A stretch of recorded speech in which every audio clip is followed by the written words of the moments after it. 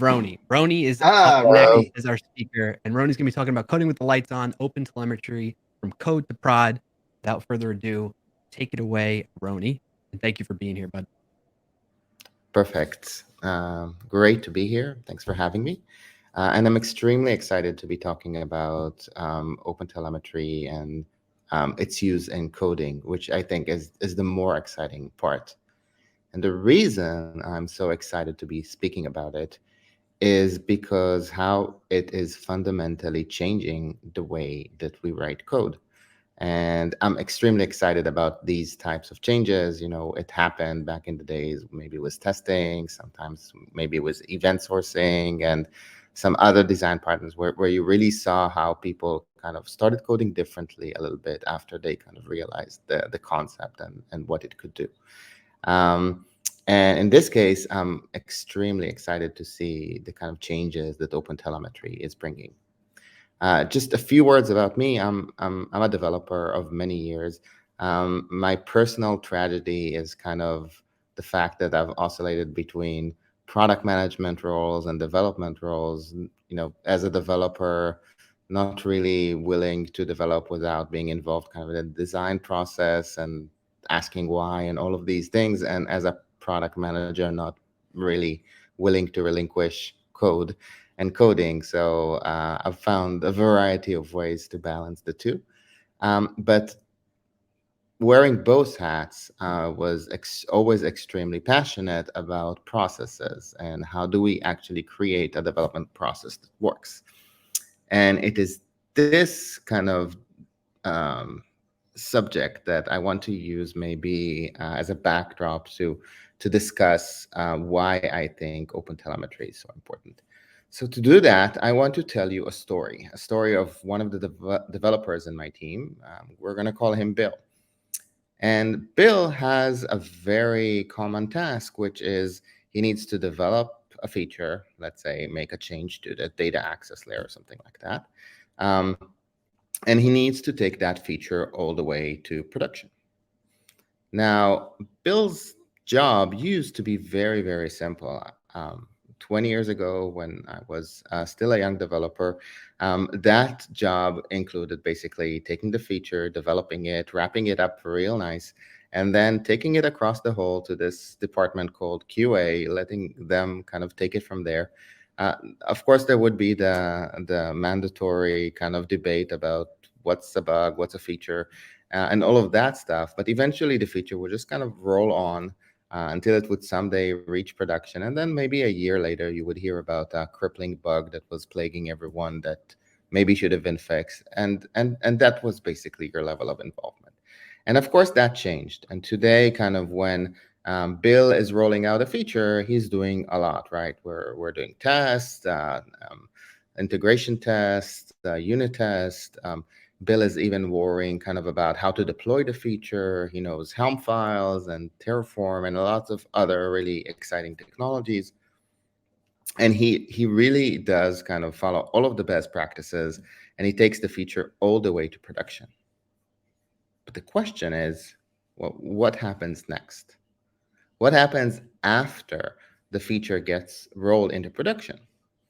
And what I would kind of expect, and I always kind of asked Bill to do was, well, check whether your code actually works.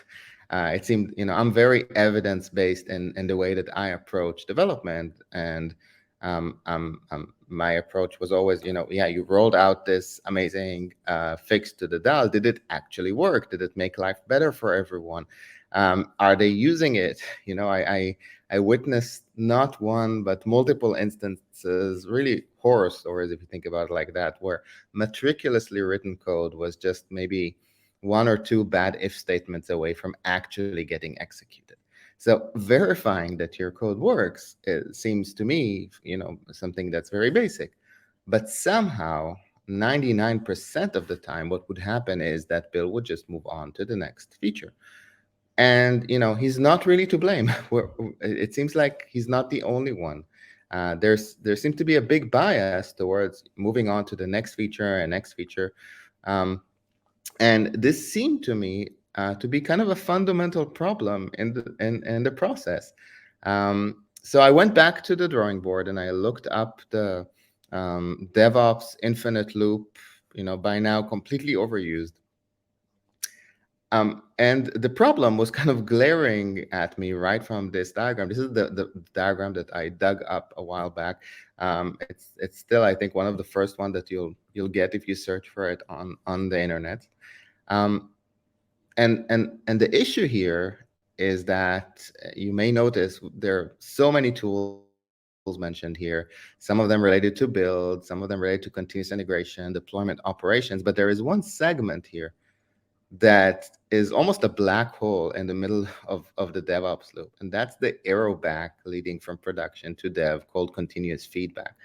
Now, the author of this diagram, for some reason, thought to include Salesforce as the tool of choice there. And bizarre as that may be, I think the more important thing to notice is that there's an alarming lack of tools related to continuous feedback. It's as if we've kind of given up on the concept of how do we take all of this awesome data that exists in production and make it into something that can be relevant in dev. And if you think about it, when we code, there is ample feedback, in our local IDEs. There is some limited feedback from test environment. I say limited because it's more kind of black and white, red and green. Is it passing? Is it failing? Not really qualitative, but it is feedback. And then there is almost no feedback that we use kind of in a continuous way when we develop. So I thought to myself at that point, well, if only there was a way to give Bill immediate access to objective data about his code, if only if that was a non-issue, like you rolled your code, you want the data, here it is, and that's it. And I think that's a perfect segue to discuss OpenTelemetry. Now, OpenTelemetry is a spec for observability. And the reason in my mind that it's important is not because it's revolutionary or it's not technologically a breakthrough or something that does something completely different. I think the reason OpenTelemetry is not just important, but is a revolution is that everyone agrees on it. And that has kind of never happened before. So today, if you look at OpenTelemetry, you can see there is a big alignment around it in terms of commercial and non-commercial tools. And that has two big and critical side effects. The first is that being open, being free, and being available to everyone, it starts to grow its own ecosystem. So there are a lot of tools that start kind of, and open source libraries that start worrying about, well, there is all this amazing OpenTelemetry data. How can we actually make it useful? And the second thing that happened is that it became widespread because now, if I'm writing a library or a platform, I don't need to worry about, well, am I going to include OpenTelemetry? Am I going to include something else? Well, of course, I'm going to include OpenTelemetry as an option to observe this code. So as a result of that, the experience of including it in the code has become kind of turning the lights on kind of an experience rather than something more complex. Now, to illustrate that, I've written a sample application. Hope we have time to look at it in a few minutes. And I'm allergic to these very thin and kind of abstracted, simple CRUD apps. So I created something with a bit more logic. It uses Rabbit. It uses Postgres, a fast API service in this sense. All of that is great. But what I was really looking for is, well, how easy it is to instrument. And what I found out is that there is already, as I mentioned before, built-in instrumentation for all of these different libraries and technologies. So just by turning things on, basically including instrumenters and saying, well, instrument this, instrument this, instrument this, without changing the code, I was able to get a lot of data from the fast API server, from Rabbit, from Postgres, and so on. So from, as Bill again, from coding in the dark, essentially having no information except my own logs about what was going on, all of a sudden I'm flooded with almost too much data. And what kind of data is it? So just maybe observability or tracing in 10 seconds. Two very important types of insights. First is tracing. Tracing allows us to see what goes on when a user goes through a request. So in this case, he goes through the fast API server, does something, RabbitMQ kicks in, a message is published there, some worker server consumes it, uses Postgres, lots of processes are going on, and we can view it as kind of one distributed trace and follow exactly what happened with that request. In addition to that, there is another concept called spans, which is basically an activity or a specific scope within that trace. So for example, in a specific authentication request, I'm handling the HTTP request and I'm checking permissions, I'm validating with some sources. Each of these I can define as its own scope. And then maybe to contrast with logs, I don't just get the message, well, this happened. I understand the context. Who called it? When did it start? Did it have any errors? And everything is kind of put into context, and I can really understand what actually happened. So just to give you an example of how that works, I'm going to switch over to my other screen, if you can share it. So here I have an API for my Vault application that I created as an example. And I can trigger kind of, let's say, an appraise operation. Let's first log in. Was actually watching the Harry Potter movies with my kids at the time when I wrote this application. So I decided it's going to be a Gringotts Vault API. So let's just trigger any operation here. And then, as I mentioned, there are a lot of open source tools that kind of makes it very, very easy and simple for us to actually make that data relevant. So in this case, I'm going to use something that's very popular called Jaeger, very easy to set up. So let's look at the tracing from this service. So as you can see, it's a distributed trace. It's actually including both the worker and the service. And I can see exactly what happened. And again, take in mind that minimal code changes were required, and immediately I get so much data about what happened, how much time each of these sections took, and so on. So that's great. Now the question is, will you actually use it? Will Bill actually, like, if I provided this to Bill, is this what is needed to be effective? And the answer, unfortunately, was no. So providing this to my development team did not actually make them use that data. And think about it yourself. Would you use that in your day-to-day? And that puzzled me until I kind of thought better of it and understood that there is one more component missing. And I was looking at tests as kind of a good kind of a comparison.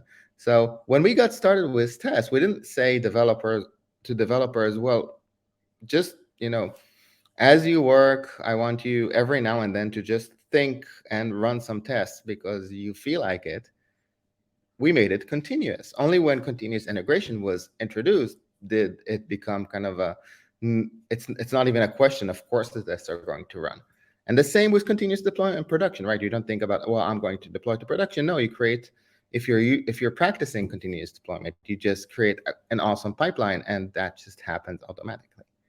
So in the same way, the expectation is for that feedback from production to be something that happens automatically, not send developers to hunt around in dashboards, but actually make that information something that becomes a part of what they see of their view as they're working. And this is kind of where my own personal journey with observability and what I call continuous feedback began, because I kind of took it as a personal project to see how I can create something that would allow developers to actually have that information as something that's continuously provided to them and exists within the scope of their work. So just to give you a glimpse of that, I created a project called Digma. And I just want to show you Digma, not for the sake of Digma, and there are other awesome projects that are trying to do the same thing, but to give you a vision of what I think development is becoming. So over here, we're looking at the code of that same authentication for Gringotts that we were looking at before. Only, as you can see, I'm right here in my IDE, and there's absolutely nothing significant about this code except that it's already running in production and we passed all of the tests. I'm very confident in it, but I don't really know right. So what I'm going to do now is just turn on, in this case, continuous feedback via Digma. And this will look at exactly the same data that you saw before, exactly the same data that we get from OpenTelemetry, nothing new. But it will come to conclusions about how this code works. And immediately I see, well, there's some error hotspots here.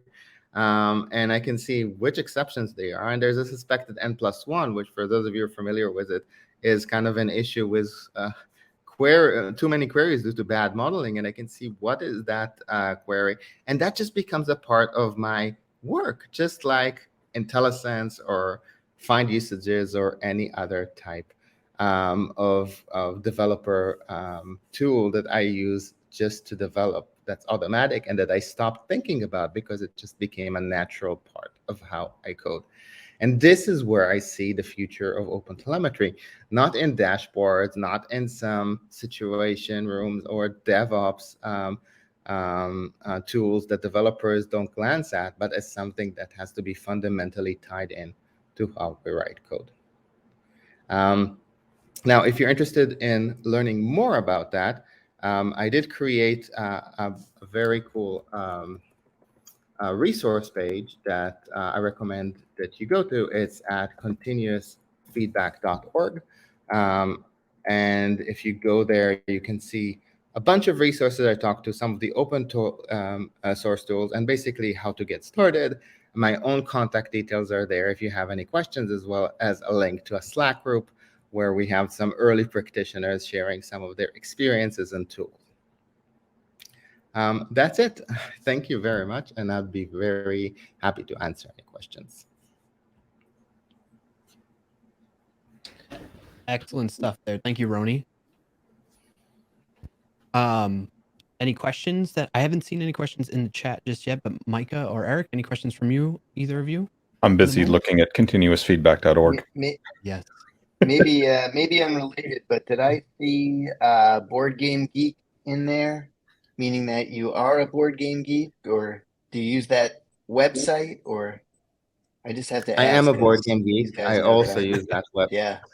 It's both. Nice. I use that website because I am a board game geek. But yeah, it's excellent. Awesome.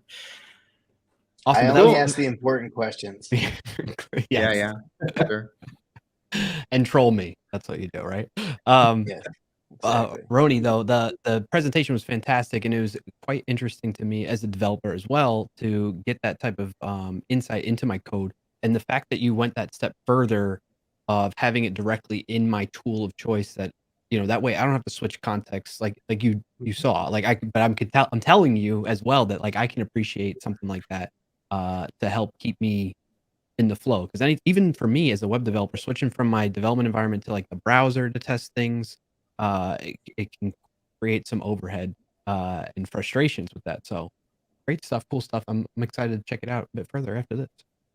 Yeah, it's really cool because you're right. Like you said, most people think observability, they think, oh, logs and traces and dashboards and single panes of glass and all the operational buzzwords. But when you see what you can do with the structured data from a developer's point of view, that's really cool. And very happy that you showed that. Yeah, I'm saying there's so much kind of advancement in the technology, and there's so much potential to actually use it. It's just waiting to be kind of harnessed, but it needs to be made accessible. You can't expect developers to know statistics just to understand if there's been a performance degradation, or you can't expect them to look around in dashboards for trouble, because what's their interest to do that? It has to be something that's a bit more integrated with the kind of dev process in general. Awesome stuff. So I know you shared continuous feedback. It's a good way for people to Oh, sorry, Brian. Go ahead. Oh, go ahead. Go. What's a good way for people to reach you, Roni? Yeah. LinkedIn, So Twitter, in any continuous other- feedback.org, my contact details are there as well, my Twitter handle and some other Awesome. feedback. So please reach out. Great. Great minds think alike, Micah. That was what I was going to ask. So excellent stuff, Roni. And thank you for helping us close out DevSecCon Lightning, the Americas region, with a fantastic final presentation. Perfect. Thank you, guys. Thank you.